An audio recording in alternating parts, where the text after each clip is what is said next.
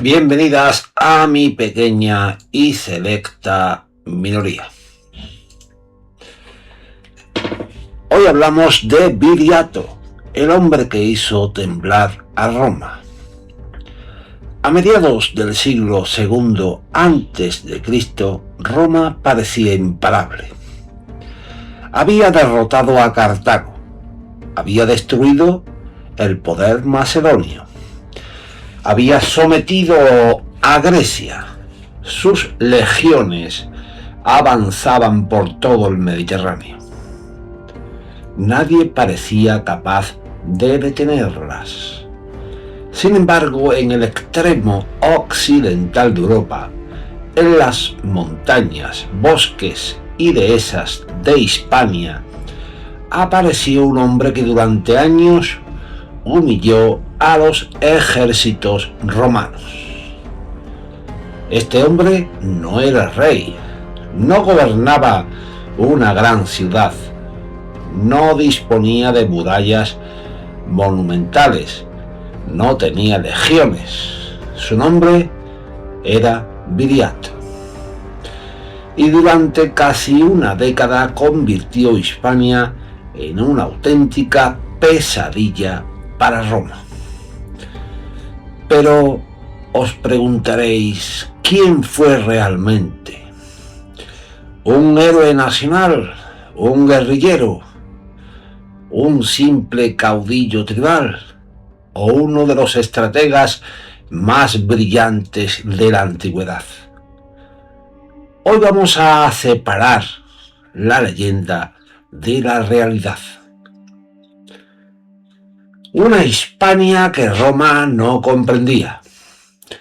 Cuando Roma llegó a Hispania durante la Segunda Guerra Púnica, su objetivo no era conquistar la península. Había venido para derrotar a Cartago.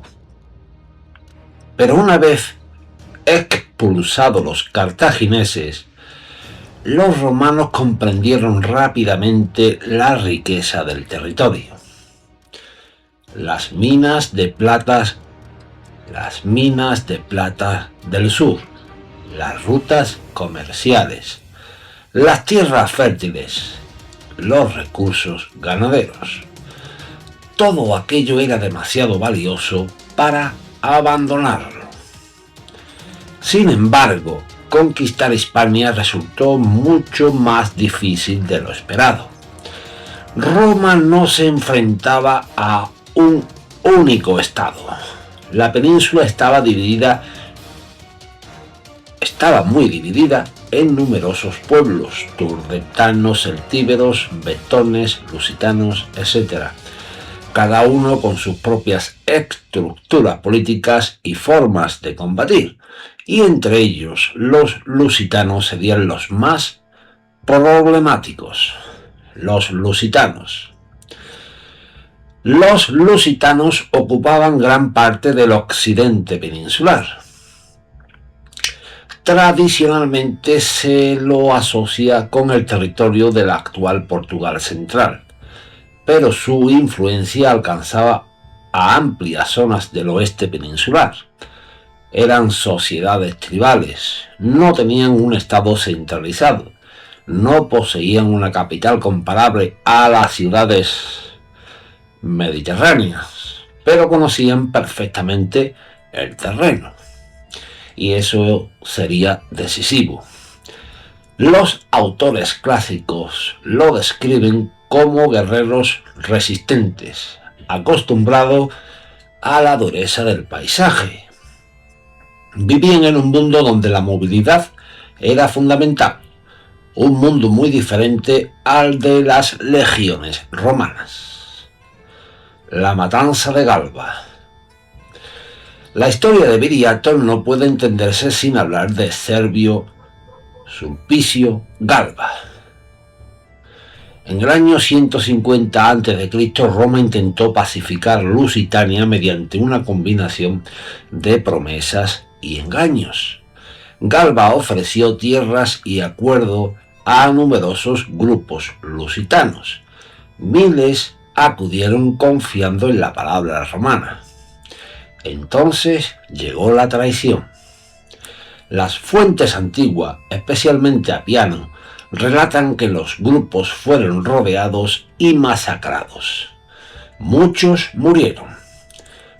Otros fueron vendidos como esclavos. Fue uno de los episodios más oscuros de la conquista romana. Entre los supervivientes, según la tradición, se encontraba Viriato. A partir de ese momento la guerra adquirió una dimensión diferente. Ya no era solo una lucha por el territorio, era también, mejor dicho, una cuestión de supervivencia. El ascenso de Viriato.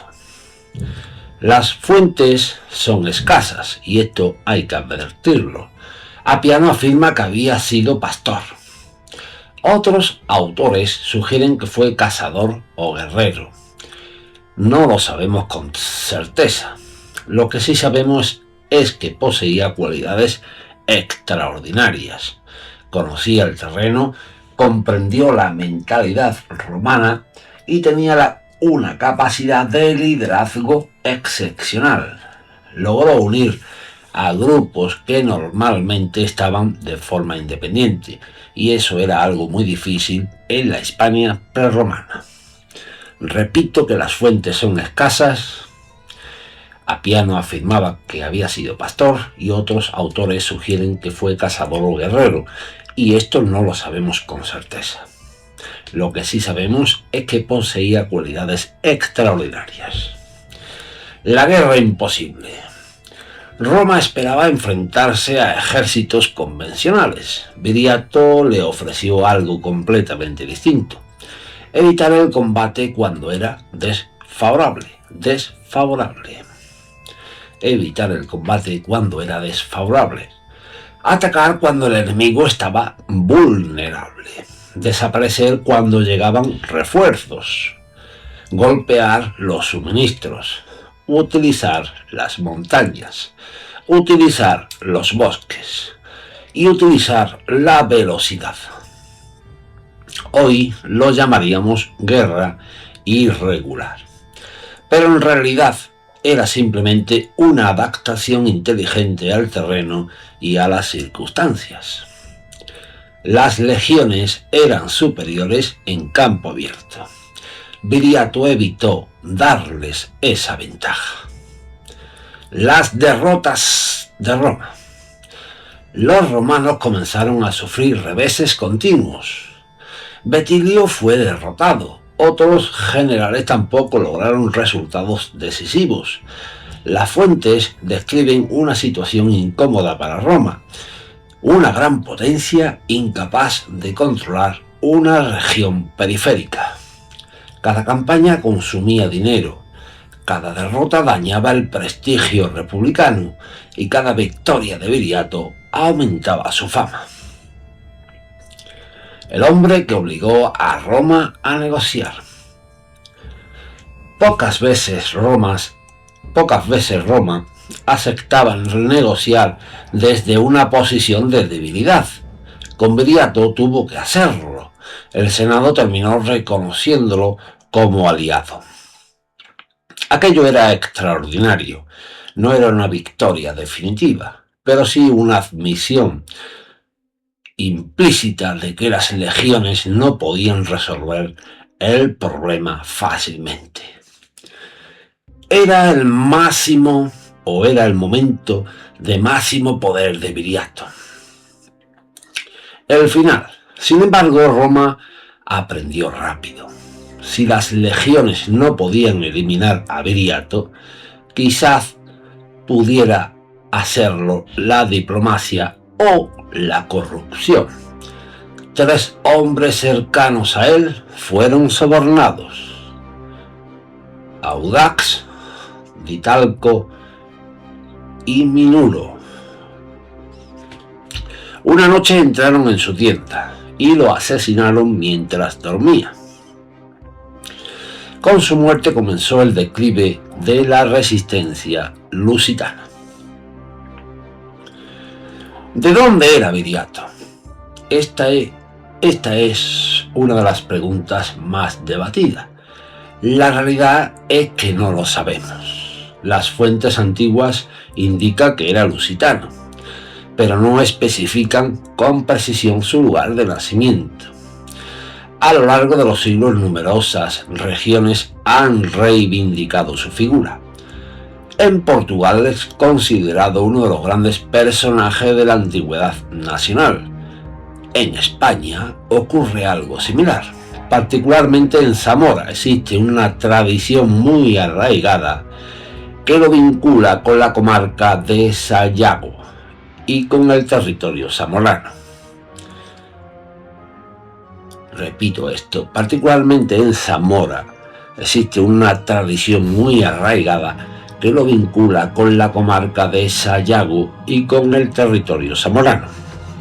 Yo he tenido la suerte de viajar a ese sitio. También otras zonas del occidente peninsular han reclamado su origen. Sin embargo, desde el punto de vista académico no existen pruebas concluyentes que permitan identificar con certeza el lugar exacto donde nació. Lo que sí podemos afirmar es que pertenecía al ámbito cultural lusitano del occidente peninsular. Todo lo demás entra en el terreno de las hipótesis. La leyenda y la historia. La leyenda y la historia. Durante siglos, Viriato fue transformándose. Los romanos lo admiraron. Los cronistas posteriores lo idealizaron. Los estados modernos lo convirtieron en símbolo nacional. Pero detrás de todas esas interpretaciones permanece un hecho indiscutible. Durante años consiguió poner en jaque a la República Romana, y eso era algo que muy pocos hombres podían decir. Concluimos, Roma acabaría conquistando Hispania. Eso es cierto. Pero antes tuvo que enfrentarse a hombres como Viriato. Y durante casi una década, aquel caudillo lusitano demostró que incluso la mayor potencia militar del Mediterráneo podía ser derrotada. No tenía imperios, no tenía ciudades monumentales, no tenía legiones, pero tenía algo que Roma tardó mucho tiempo en comprender. Conocía su tierra mejor que nadie y supo convertirse en su mejor y supo convertirla en su mejor arma. Conocía su tierra mejor que nadie y supo convertirla en su mejor arma. Y bueno, si habéis llegado hasta aquí, si queréis, le dais al me gusta, me ayudaréis un montón. Y también, si queréis, podéis suscribiros. Ya esto es decisión de ustedes. Y yo me despido atentamente y que os vaya todo, pero que todo muy bien.